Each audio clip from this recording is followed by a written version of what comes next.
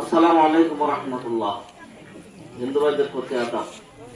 ইন্নাল হামদুলিল্লাহ ওয়া সলাতু ওয়াসসালামু আলা রাসূলিল্লাহ।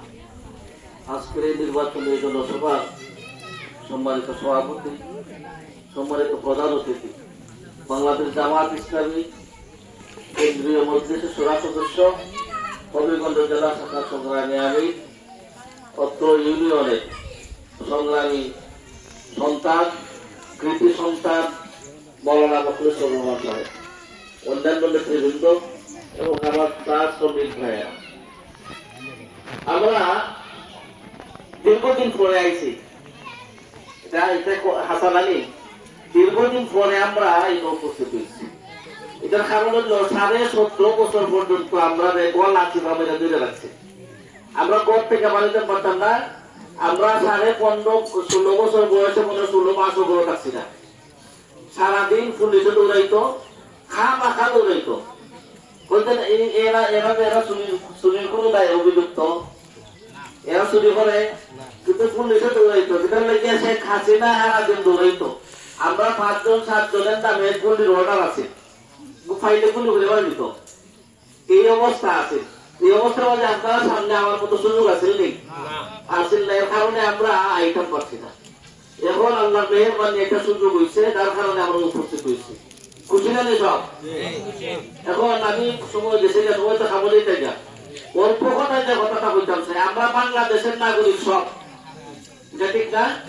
আমরা সবাই বাংলাদেশের নাগরিক, সবার বাংলাদেশের রাষ্ট্রীয় অধিকার পাওয়ার মতো যোগ্যতা আমরা আছে। অতএব বাংলাদেশ জামাত ইসলামী যদি ক্ষমতা যায়, তাইলে সবার অধিকার পাই করে সবাই পৌঁছাইতে বলছে। আমি জামাতের কথা বলছি যে সংখ্যালঘু বলতে কিছু নাই। আমরা একজন আরেকজনের ভাই। আমরা বাগানের মানুষ যেমন, আমরা শহরের মানুষও তেমন। সুতরাং আমরা একজন আরেকজনের ভাই, একজন আরেকজনের ভাই বোন। সুতরাং আমরা আমাদের কোনো ভেদাভেদ নাই।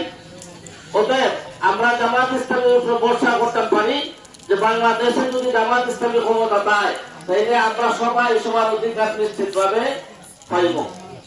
2 নম্বর কথা হইল, আমরা এই দেশে শান্তি চাই। শান্তি চাইনি সবে? আমার বাচ্চাটা কলেজও যাও, কলেজও কি আর শান্তি মতো লেখাপড়া করে পারি তাও আমরা চাই তো। আমার মেয়েটা কলেজও যাও, কলেজ থেকে লেখাপড়া করে শান্তি মতো পারি ফিরুক, কত কেউ যন্ত্রণা করুক, এটা চাইলে সবে। বাংলাদেশ জামাত ইসলামী যদি ক্ষমতা যায়, তাহলে ইফতিজিং নামের এই দুর্গন্ধটা বাংলাদেশ থেকে উঠে দিয়ে যাবে ইনশাআল্লাহ। অতএব আমার মেয়েটা নিশ্চিন্তে কলেজে যেতে পারবো, আমার ওর রীতিমতো আইতে পারবো, আমার সন্তানটা রীতিমতো কলেজে যেতে পারবো, রীতিমতো কোন ধরনের বাধা বিঘ্নতা ছাড়া আমার সামনে আইতে পারবো। অতএব বাংলাদেশে শান্তির প্রয়োজন হইলে ইসলামের প্রয়োজন আছে। ইসলাম হইল এই যে সূর্যটা কার? আল্লাহ। আপনারা সৃষ্টি করতে হলে আমরা আল্লাহ কই। আল্লাহ আমরা সূর্যটা লেখা রোদ লাগে, আপনারা ওই লেখা রোদ লাগে না? কম লাগে? কম লাগে না। বাতাস যে লেখান আমরা ভাই, আপনারা ওই লেখান ভাই। আগুনে যে লেখান আপনারা ভাত রান্ধে, এই লেখান আপনারা ভাত রান্ধে। সুতরাং এই আল্লাহ আইন যদি জমিনে প্রতিষ্ঠা হয়, তাহলে সবার অধিকার সমুন্নত থাকবো ইনশাআল্লাহ। আল্লাহ রসুল আপনাদের নবী হই, এই নবী হয়েছেন যদি মুসলিম সমাজে কোন মুসলিম নাগরিক নির্যাতনের নিগ্রহণের যদি সমস্যা পড়ে কোন মুসলমানের দ্বারা, হাসরের দিন আমি তার পক্ষে অর্জুন দিয়ে মামলা করবো। এতে তো বড় হতা হইতে পারেনি। আপনার সাথে আমরা আছি, দুনিয়ার মানুষ আছে, আল্লাহর নবী আছেন। সুতরাং বাংলাদেশ জামাত ইসলামীর ক্ষমতা দেওয়াটা হইল আমরা নৈতিক দায়িত্ব। আমরা যাচ্ছি ইনশাআল্লাহ। আল্লাহ রাব্বুল আলামিন আমরা তৌফিক দাও, আমরা যাতে আগামী নির্বাচনে তারিফ আল্লাহ মার্কায় ভোট দিয়া মৌলানা মুখলেসুর রহমান সাহেবের সংসদ বানাইতে পারি। শেষ কথা হইল, দীর্ঘদিন পর্যন্ত 54 বছর পর্যন্ত আপনারা বিভিন্ন দলের মানুষ আইয়া বিভিন্ন আশ্বাস দিচ্ছেন না নেই? ভোট নিছেন, ভোট নিয়ে আইয়া আপনারা যে 75 টাকা মজুরি এটা দিয়েছে, ঠিক না? আর তারা যেটা করছেন, দেশের সম্পদ মাইরা কানাডা বা বেগম পাড়া বানাইছে।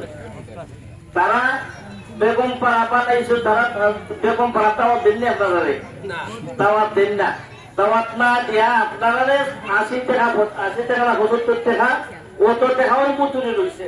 সুতরাং এই অবস্থার কারণে আমরা চিন্তা করবো যে আমরা যাতে তারার মতো উন্নতি হয়, ঠিক আছে না? আমরা তারা এলাকার উন্নতি হইতো, আমরা ওই এলাকার উন্নতি হইতো। আমার এমপি এলাকান তাহলে আমি ওই এলাকান থাকতাম।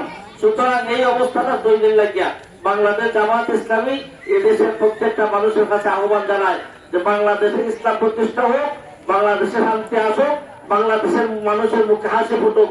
আল্লাহ রাব্বুল আলামিন আমরা তৌফিক দান করেন যে আসুন। ইনশাআল্লাহ। ওয়া আখিরু দাওয়ানা আলহামদুলিল্লাহি রাব্বিল আলামিন।